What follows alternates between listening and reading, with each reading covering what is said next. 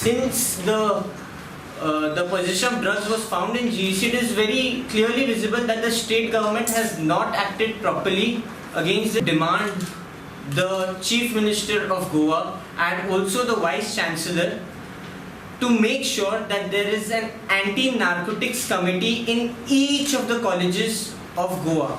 Like there was an anti-ragging committee to make sure that there was no ragging. The same way, if there is an anti-narcotics committee in each of the colleges, it would become very easy for the students to put forward their points about drugs which is happening in their college to the anti-narcotics committee. We would also demand that within 500 meters of the institutions there shouldn't be any tobacco stalls where tobacco is sold or any cigarettes. All these things should not be sold, or any alcohol should also not be sold within 500 meters of the campus.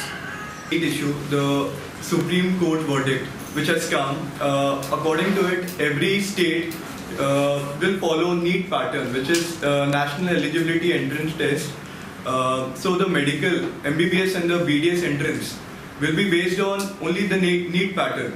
So unlike other states where their syllabus is only based on 11th and 12th, our CET is only on 12th syllabus. So, and the verdict has come too late.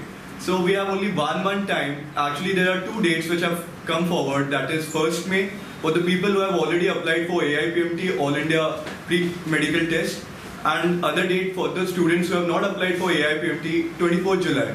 So I don't think that 2 months are enough for people.